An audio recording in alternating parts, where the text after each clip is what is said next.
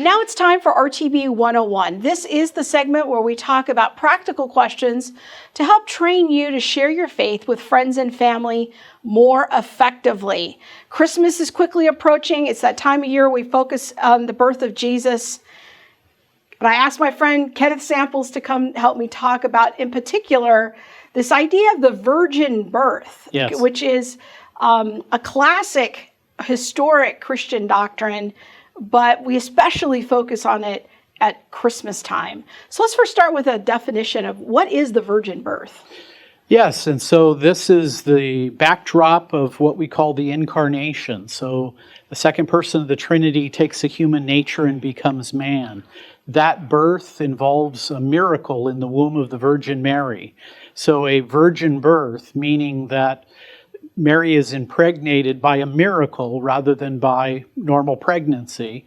And so Jesus is born into the world through the birth of Mary and becomes a real, genuine human being.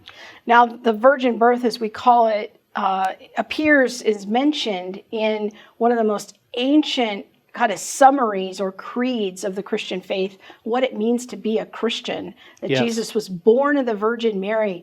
Why do Christians think that this is such a foundational doctrine? Yeah, you're referencing, of course, the Apostles' Creed, not written by the apostles, but reflecting apostolic teaching. So why is it important? Because right at the heart of Christianity is this idea that Jesus has come into the world, that he's a real human being.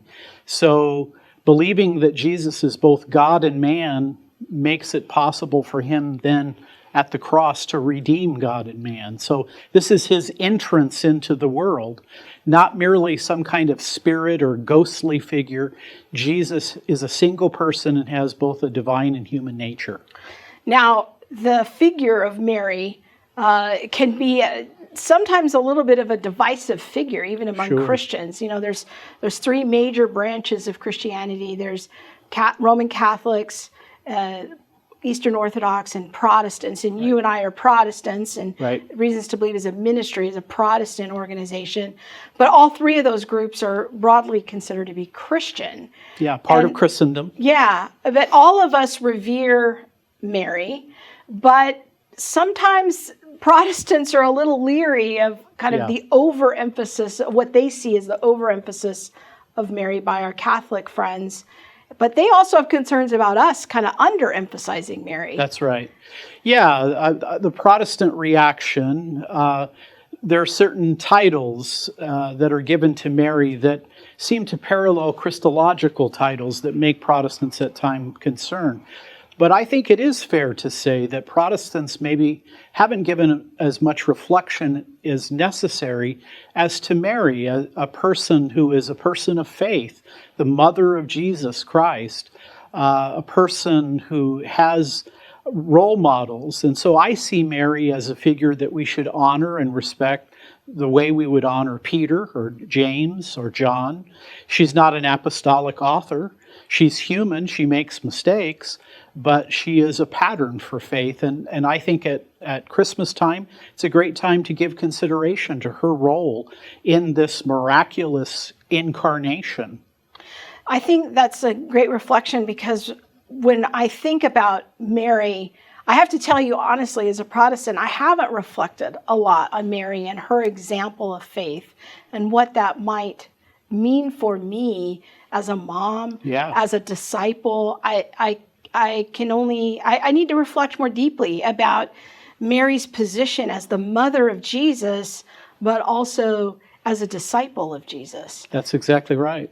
I think that it's very important that we keep Mary in proper perspective. I think that's kind of the Protestant concern, is not to worship her.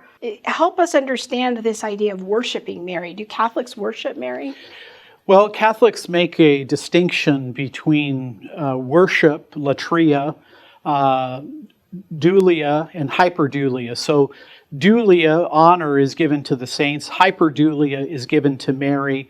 latria, worship, is given to God. So technically, Roman Catholics do not worship the Virgin Mary the way they would worship the members of the Trinity. Nevertheless, there are concerns on the part of Protestants that prayers are offered to her. She is related and given titles that seem more Christological than they are human-oriented. So, but the answer to your question is, technically, they do not worship Mary.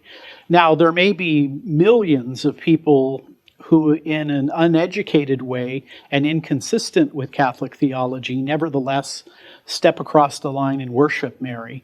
And I think that would be idolatry. Oh, that's a very helpful way of thinking about it. Well, in light of the miracle of conception of Jesus, how can we think about this at Christmas time when we're talking to our non-Christian friends? Yeah, I think, we in my tradition, we call it Advent, the coming of the Lord. This is, I think, such an important aspect. I remember when the astronauts landed on the moon in 1969, and I thought to myself, it's a great thing for a man to walk on the moon, but the incarnation, Christmas means God has walked on the earth. This is the visited planet.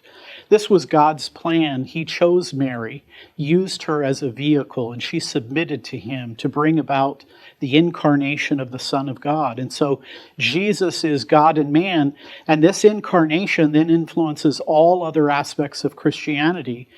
His death, his resurrection is all possible because he is one person with a divine and human natures. Very good. Thank you. And I want to encourage you, if you'd like to read more from Ken, just go to our website, reasons.org, and search for Reflections.